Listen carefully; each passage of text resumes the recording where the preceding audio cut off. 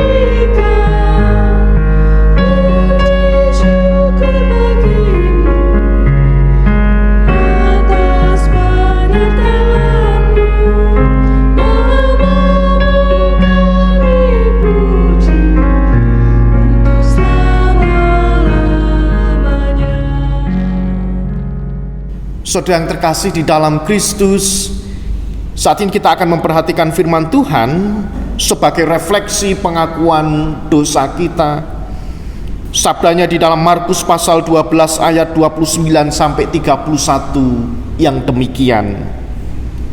Jawab Yesus, hukum yang terutama ialah, dengarlah hai orang Israel, Tuhan Allah kita, Tuhan itu esa. Kasihilah Tuhan Allahmu dengan segenap hatimu, dan dengan segenap jiwamu, dan dengan segenap akal budimu, dan dengan segenap kekuatanmu. Dan hukum yang kedua ialah, kasihilah sesamamu manusia seperti dirimu sendiri. Tidak ada hukum lain yang lebih utama daripada kedua hukum ini. Ketika kita memperhatikan firman Tuhan sebagai refleksi pengakuan dosa kita, ternyata kasih Tuhan begitu besar di dalam kehidupan kita, dan kita pun diingatkan untuk tetap mengasihi Tuhan dan juga mengasihi sesama. Mari dengan penuh penyesalan kita memohon ampun dan bertobat ketika kita belum bisa mengasihi Tuhan dan juga belum bisa mengasihi sesama. Mari bersama-sama kita wujud nyatakan penyesalan dan pertobatan kita di dalam pujian nyanyian Kidung Baru 14, jadilah Tuhan kehendak-Mu. Ku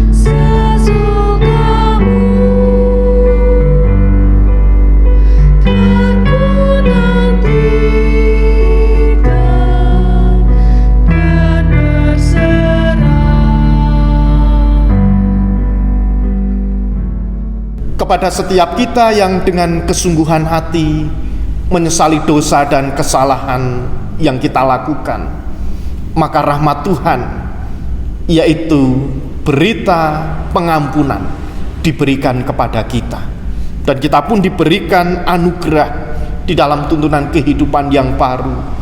Berita anugerah di dalam Efesus pasal 2 ayat 4-6, yang demikian anugerah Tuhan untuk kita. Tetapi Allah yang kaya dengan rahmat, oleh karena kasih-Nya yang besar, yang dilimpahkannya kepada kita, telah menghidupkan kita bersama-sama dengan Kristus, sekalipun kita telah mati oleh kesalahan-kesalahan kita. Oleh kasih karunia kamu diselamatkan, dan di dalam Kristus Yesus Ia telah membangkitkan kita juga, dan memberikan tempat bersama-sama dengan Dia di surga. Demikianlah anugerah dari Tuhan untuk kita. Kita tanggapi dengan rasa sukacita, dengan kita melantunkan pujian pelengkap Kidung Jemaat 202, Yesusku Juru Selamatku.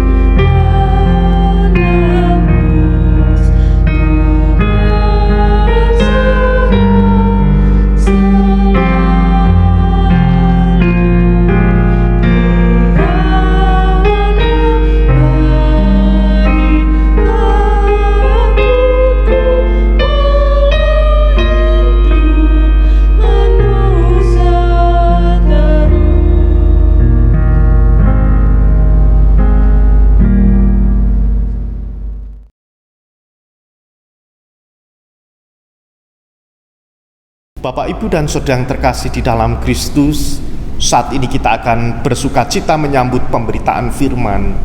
Dan sebelumnya mari kita bersatu di dalam doa. Mari kita berdoa.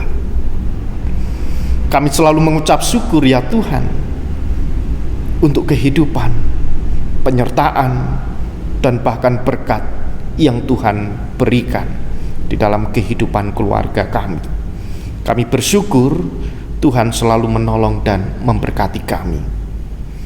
Jika sebentar kami akan menerima berkat Tuhan melalui pemberitaan firman, biarlah firman-Mu boleh tertanam di dalam kehidupan kami, boleh kami wujud nyatakan di dalam setiap perbuatan kehidupan kami masing-masing. Terima kasih ya Allah, berfirmanlah karena kami siap untuk mendengarkan. Di dalam Kristus Sang Sumber Firman yang hidup, kami berdoa. Amin. Saudara yang terkasih di dalam Kristus, firman Tuhan di minggu ketiga di bulan kebangsaan ini, di pagi hari ini terambil di dalam kitab 1 Raja-Raja pasal 2 ayat 10 sampai ayat 12 dan dilanjutkan pasal 3 ayat 3 sampai ayat 14 yang demikian.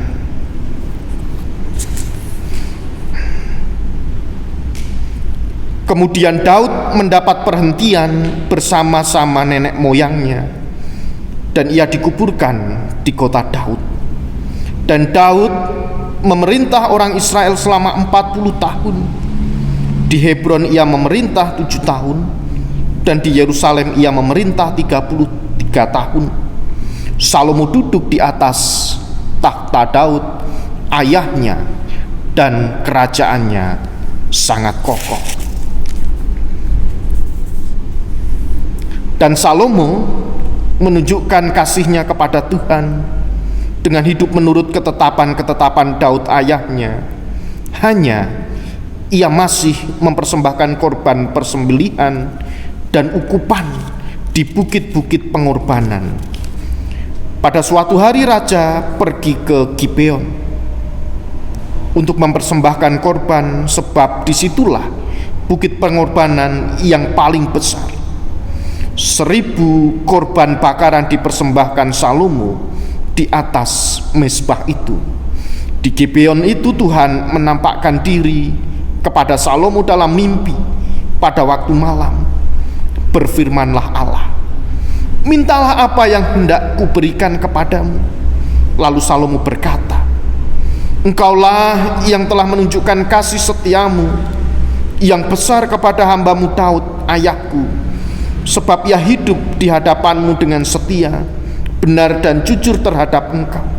Dan engkau telah menjamin kepadanya kasih setia yang besar itu dengan memberikan kepadanya seorang anak yang duduk di tahtanya seperti pada hari ini. Maka sekarang, ya Tuhan, Allahku, Engkaulah yang mengangkat hambamu ini menjadi raja menggantikan Daud ayahku, sekalipun aku masih sangat muda dan belum berpengalaman.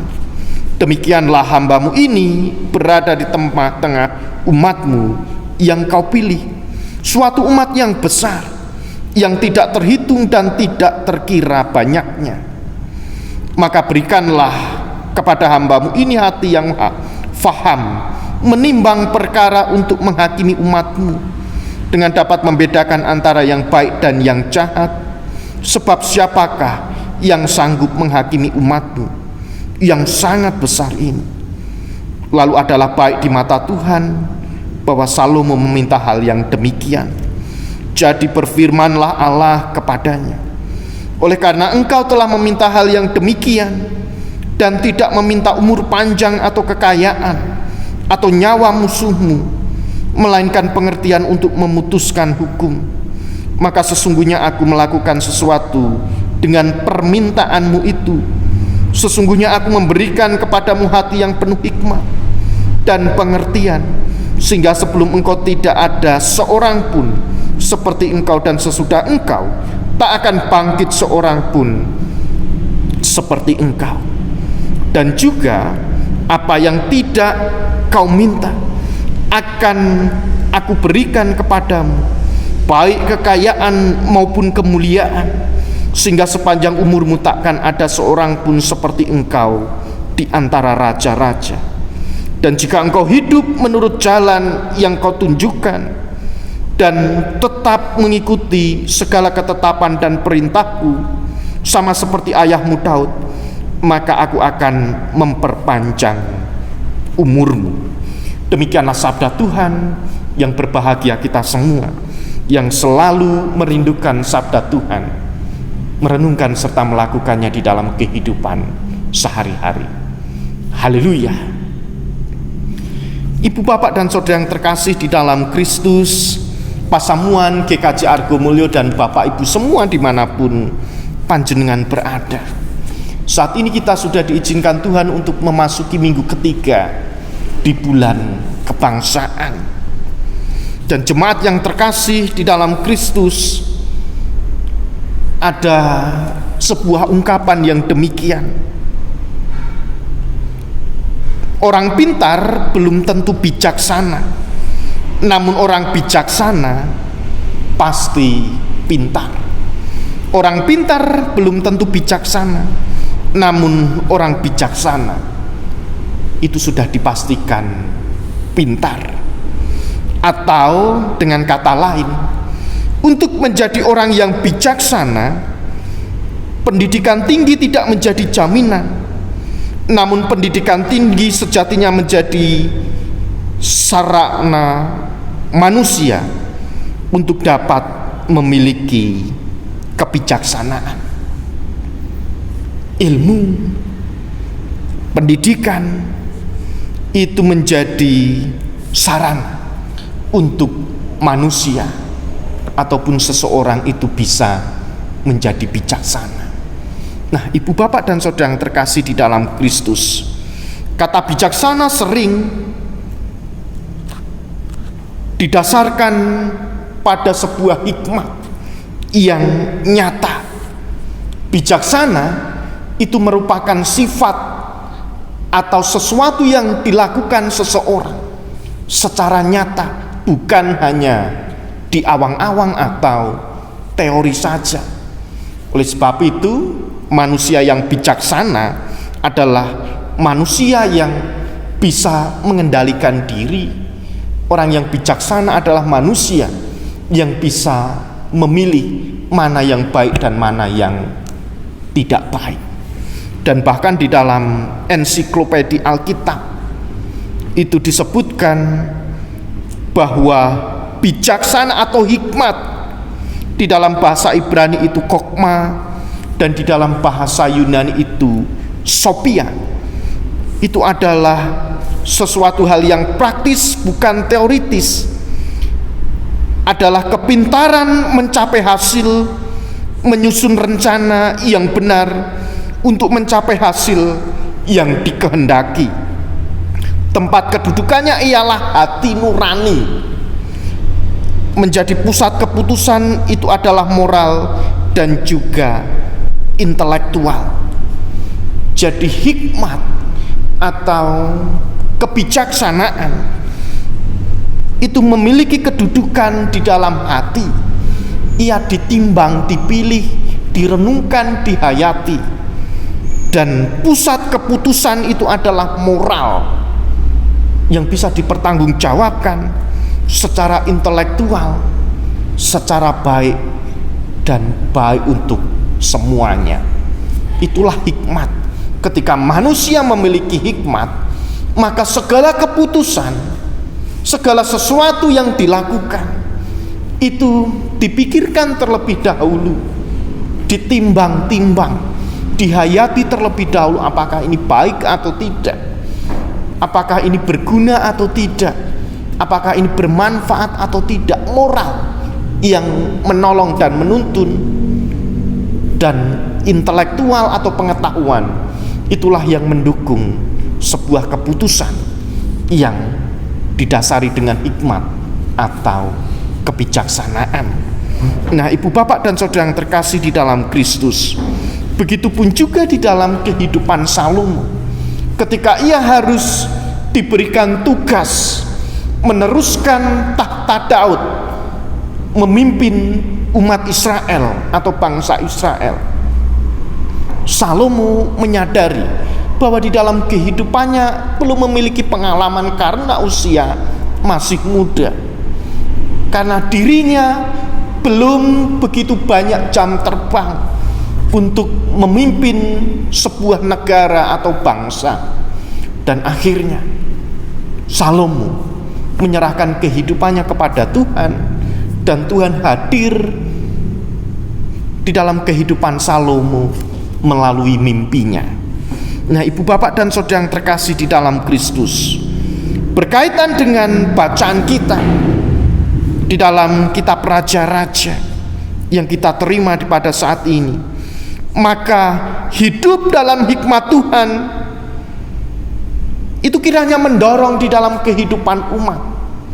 bahwa hikmat itu dapat dihayati pada saat ini, dan sesungguhnya hikmat itu menuntun manusia menuju di dalam kehidupan yang kekal. Hikmat itu menuntun dan menolong kehidupan manusia untuk menuju di dalam kehidupan yang kekal. Kehidupan kekal berarti hidup di dalam damai sejahtera. Hidup di dalam damai sejahtera berarti hidup yang berguna. Hidup yang berguna berarti hidup yang menjadi berkat bagi sesama. Oleh sebab itu, kalau kita bisa belajar dari apa yang dialami oleh Salomo, kita mau menjadi orang yang berhikmat dan hidup di dalam Tuhan, maka harus kita wujudkan di dalam kehidupan itu. Ada beberapa hal yang hendak kita lakukan. Yang pertama, yaitu melakukan kewajiban dengan setia terhadap Tuhan. Hidup menurut jalan yang ditunjukkan Tuhan, dan dengan tetap mengikuti segala ketetapan, perintah, peraturan, dan juga ketentuan Tuhan. Inilah syarat-syarat agar manusia bisa mendapatkan hikmat, yaitu wajib melakukan ketetapan, perintah, dan juga peraturan yang Tuhan berikan, agar hidup kita bisa damai, agar hidup kita bisa tentram. Kalau kita ini patuh dengan peraturan, misalnya kita mengendarai kendaraan, kalau kita patuh dengan rambu-rambu lalu lintas, kita membawa surat-surat kendaraan dengan lengkap, maka kehidupan berkendaraan, perjalanan ketika mengendarai kendaraan itu bisa nyaman, santai, tenang, ora gerusa-gerusu, ora gendandapan. Kalau ada razia itu tidak panik, karena kita sudah memiliki syarat-syarat atau membawa syarat-syarat kendaraan bermotor. SIM, STNK, semuanya komplit dan tidak telat plat nomornya. Oleh sebab itu, ibu bapak dan saudara yang terkasih, ketika orang mentaati ketetapan Tuhan, perintah dan peraturan Tuhan, maka hidupnya bisa nyaman, damai. Kalau umat percaya itu hidup menuruti perintah Tuhan, maka tidak was-was lagi, tidak takut lagi ketika kita melangkahkan kaki, ketika kita berpikir, ketika kita berucap atau bertutur kata, ketika kita melakukan sesuatu, pekerjaan, kegiatan, atau hal-hal yang lain, ketika itu sesuai dengan perintah Tuhan, maka semuanya bisa dilalui, dilakukan dengan nyaman dan penuh sukacita. Kalau seseorang itu korupsi, dia melanggar ketetapan dan perintah Tuhan, maka hidupnya selalu was-was, takut, ngedinek konangan, karena dia tidak sesuai dengan perintah Tuhan. Walaupun harta atau uang yang dihasilkan, yang didapat itu banyak, karena dia tidak menetapi perintah Tuhan, maka hidupnya tidak bisa damai, tidak bisa tentram, yang ada was-was. Begitupun juga di dalam kehidupan kita. Kalau kita berbuat salah, kalau kita ini berbuat curang, kita melakukan sesuatu yang tidak sesuai dengan perintah Tuhan, maka kehidupan kita tidak nyaman. Maka oleh sebab itu, seseorang ketika ingin mendapatkan hikmat, maka ia harus mentaati ketetapan, perintah, dan juga peraturan hukum-hukum Tuhan di dalam kehidupannya. Yang kedua, ia memfungsikan hati yang paham menimbang untuk membedakan yang baik dan yang jahat. Hati menjadi pusat, hati menjadi tempat Roh Kudus itu menata kehidupan kita. Oleh sebab itu, mari kita gunakan hati kita secara baik, karena hati menjadi pusat. Dimanapun hatimu berada, kalau kita tentram, kita menyimpan segala sesuatu yang baik di dalam hati, maka hati itu akan menuntun. Dan bahkan ada pepatah, ikuti kata hati. Kalau kata hati itu baik karena dia mentaati perintah Tuhan, maka hati itu yang akan menolong dan menuntun kehidupan manusia di jalan yang baik. Tetapi ketika manusia sering melanggar, ketika manusia asring nerak angger-anggeri Gusti, maka hati itu selalu was-was, ora damai, ora tentrem. Yang ada ya rasa curiga, was-was, khawatir, takut.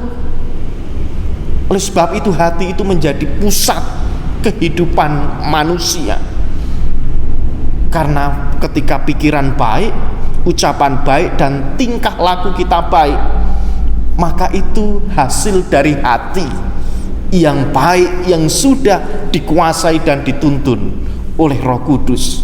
Dan hati juga menjadi pusat atau tempat untuk bisa menimbang dan membedakan mana yang baik dan mana yang kurang baik. Hati.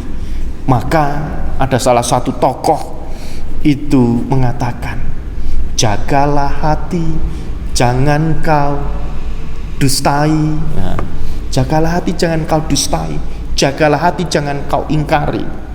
Karena hati itu menjadi pusat.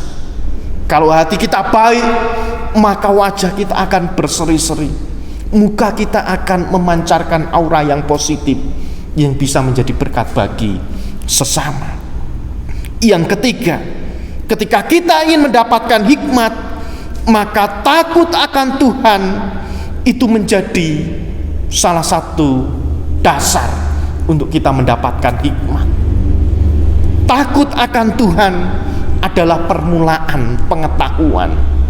Hikmat menolong kita untuk kita bisa takut akan Tuhan, dan kita bisa mendapatkan pengetahuan yang lebih baik. Dan yang terakhir, ketika manusia ingin mendapatkan hikmat, memperhatikan dengan seksama bagaimana seseorang menjalani hidup, jangan seperti orang bebal, tetapi seperti orang arif, dan pergunakan waktu yang ada dengan baik. Inilah orang yang berhikmat, bisa menggunakan waktu dengan baik, tidak seperti orang bebal yang hanya santai-santai begitu saja, menunggu sesuatu yang belum pasti. Tetapi orang yang berhikmat yaitu menggunakan waktu dengan baik untuk bisa dikerjakan dengan apa yang kita temukan, dengan apa yang menjadi tanggung jawab yang harus kita lakukan. Oleh sebab itu, ibu bapak dan saudara yang terkasih di dalam Kristus, Salomo hanya meminta hikmat.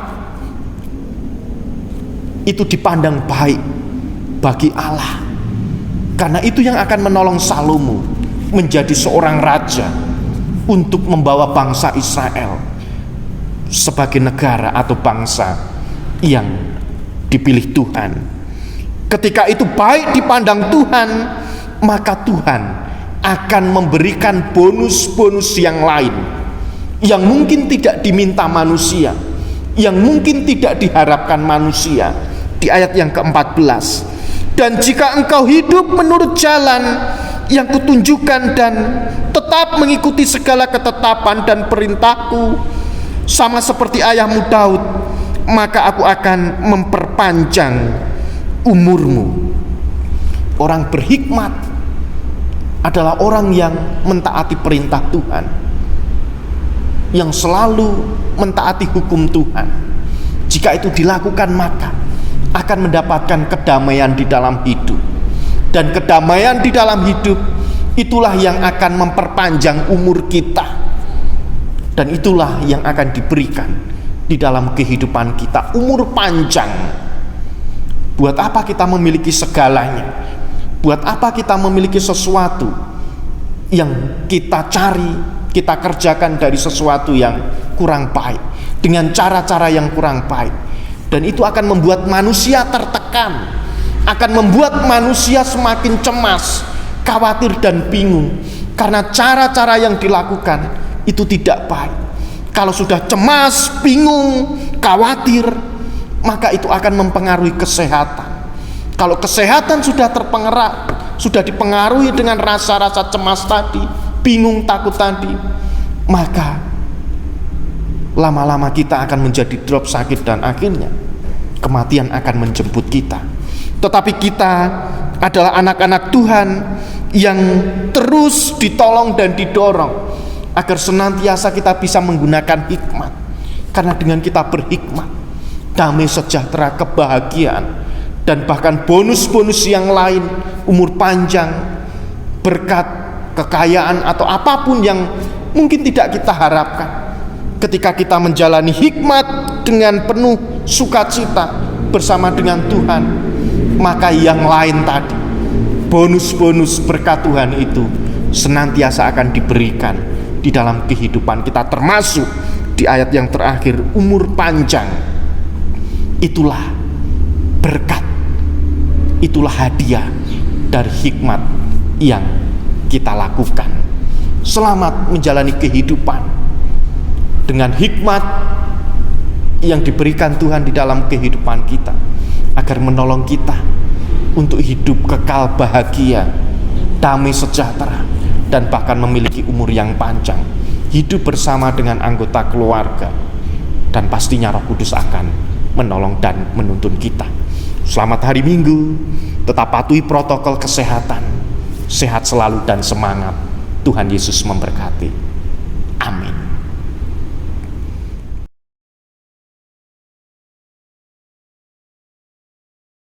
Bapak, Ibu, dan Saudara yang terkasih di dalam Kristus, mari kita bersama-sama berdoa, kita bersyafaat.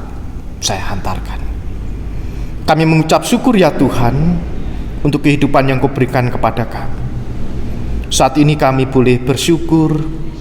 Tuhan mengingatkan kami agar hikmat boleh menjadi dasar di dalam kehidupan kami, untuk kami boleh melangkahkan kaki, melanjutkan kehidupan yang Tuhan berikan. Dan Tuhan mengingatkan hikmat itu yang akan menolong kami, untuk kami boleh memperoleh umur yang panjang, untuk kami boleh memperoleh kedamaian hati, dan bahkan sukacita, kebahagiaan yang akan senantiasa ada di dalam kehidupan kami. Kami berdoa ya Tuhan, agar kami boleh terus mencari hikmat Tuhan, agar nama Tuhan selalu dipermuliakan. Kami berdoa untuk gereja GKJ Argo Mulyo di dalam setiap tugas dan panggilan sebagai gereja Tuhan. Tuhan memberkati Bapak Ibu majelis, biarlah setiap pelayanan yang dilakukan dalam setiap keterbatasan yang kami miliki boleh menjadikan nama Tuhan dipermuliakan, iman jemaat semakin dibangun, dan semuanya untuk pertumbuhan iman kami dan gereja kami. Engkau memberkati jemaat kami yang saat ini masih bergumul untuk memperoleh kesehatan karena sakit yang diderita. Tuhan menolong dan memberkati melalui setiap obat-obatan, makanan dan perawatan dari dokter. Tuhan memakai semuanya itu sebagai saluran berkat, kesembuhan bagi saudara-saudara kami. Mari Tuhan Engkau menjamah saudara-saudara kami yang saat ini merindukan kesembuhan, merindukan kesehatan. Biarlah Tuhan memberikan kesabaran, Tuhan memberikan hikmat, Tuhan memberikan pengharapan. Di dalam iman Tuhan pasti akan senantiasa memberikan kesembuhan bagi saudara-saudara kami yang saat ini masih sakit. Anak-anak kami yang masih bersekolah ya Tuhan, Engkau menolong dan memberkati. Biarlah Tuhan terus memberikan kekuatan, Tuhan memberikan ketekunan ketika mereka harus belajar. Tuhan menolong di dalam proses belajar mereka. Biarlah melalui pendidikan yang Tuhan berikan, anak-anak kami boleh mendapatkan masa depan yang lebih baik. Kami berdoa untuk orang tua kami yang saat ini sudah adioswo, memasuki usia sepuh mereka. Tuhan memberkati orang tua kami satu persatu dimanapun mereka berada. Tuhan menolong di dalam setiap pergumulan kehidupan orang tua kami. Biarlah damai sejahtera di dalam hati, kekuatan di dalam tubuh, kesehatan fisik, dan juga pengharapan di dalam iman Tuhan berikan. agar senantiasa orang tua kami ini terus bersyukur di usia yang sudah sepuh dan menjadi teladan bagi kehidupan keluarga. Kami juga berdoa ya Tuhan untuk anak-anak kami yang lainnya, saudara-saudara kami yang lainnya yang saat ini masih bergumul secara pribadi, yang saat ini menantikan pasangan hidup, yang saat ini menantikan momongan, yang saat ini menantikan pekerjaan, dan juga yang saat ini masih bergumul karena tugas-tugas mereka, pekerjaan-pekerjaan yang harus diselesaikan. Mari Tuhan, Engkau ikut campur tangan di dalam setiap pergumulan kehidupan mereka. Kami percaya Tuhan akan menjawab setiap permohonan yang dipanjatkan di dalam doa mereka. Terima kasih ya Allah. Kami juga berdoa untuk bangsa kami Indonesia, kota kami Salatiga yang saat ini terus bergumul untuk memutus penyebaran COVID-19. Biarlah melalui PPKM, melalui protokol kesehatan, semuanya itu Tuhan pakai untuk memulihkan bangsa kami, untuk pulih dari pandemi COVID. Kami boleh merasakan kebebasan untuk beraktivitas melalui tenaga kesehatan, para dokter, rumah sakit. Tuhan pakai semuanya itu sebagai saluran berkat pemulihan bagi kehidupan bangsa kami. Terima kasih ya Allah. Inilah doa kami, inilah permohonan dan seruan kami. Kami panjatkan di dalam satu nama, Tuhan kami Yesus Kristus, Juru Selamat kami yang hidup. Haleluya. Amin.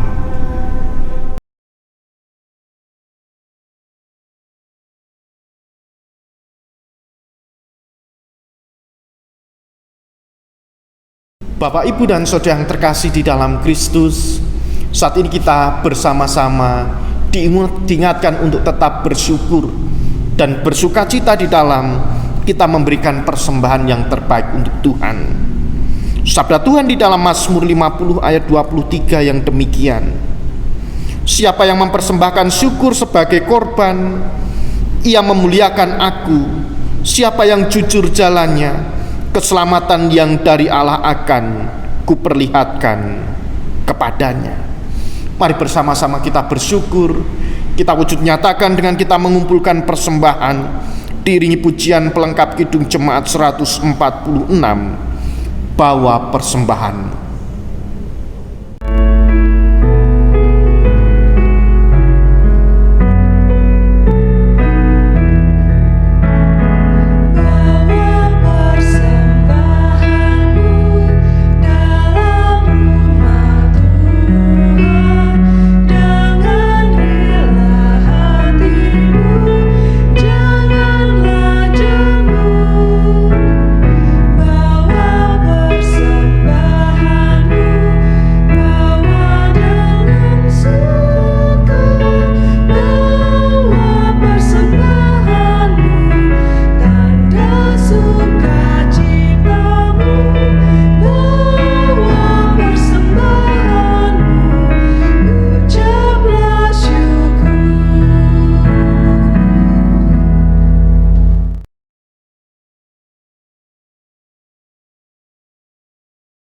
Saudara yang terkasih di dalam Kristus, mari bersama-sama umat percaya kita mengikrarkan kembali pengakuan iman kita menurut pengakuan iman rasuli yang demikian. Aku percaya kepada Allah Bapa yang Maha Kuasa, Khalik langit dan bumi, dan kepada Yesus Kristus anaknya yang tunggal Tuhan kita, yang dikandung daripada Roh Kudus, lahir dari anak darah Maria, yang menderita sengsara di bawah pemerintahan Pontius Pilatus, disalibkan, mati, dan dikuburkan turun ke dalam kerajaan maut. Pada hari yang ketiga bangkit pula dari antara orang mati, naik ke sorga, duduk di sebelah kanan Allah Bapa yang Maha Kuasa. Dan dari sana ia akan datang untuk menghakimi orang yang hidup dan yang mati. Aku percaya kepada Roh Kudus, gereja yang kudus dan am, persekutuan orang kudus, pengampunan dosa, kebangkitan daging, dan hidup yang kekal. Saudara yang terkasih di dalam Kristus, kita sudah menerima sabda Tuhan yang mengingatkan untuk kita tetap berhikmat. Di dalam hikmat Tuhan, kita akan dituntunnya untuk melalui kehidupan yang kita rasakan di dunia ini. Oleh sebab itu mari bersama-sama di dalam hikmat Tuhan kita menerima berkat Tuhan. Tuhan memberkati engkau dan melindungi engkau. Tuhan menyinari engkau dengan wajah-Nya dan memberi engkau kasih karunia. Tuhan menghadapkan wajah-Nya kepadamu dan memberi engkau damai sejahtera saat ini sampai selama-lamanya. Amin. Mari kita akhiri ibadah minggu pada saat ini dengan kita menyanyikan pujian pelengkap Kidung Jemaat 241, Tak Ku Tahu Kan Hari Esok.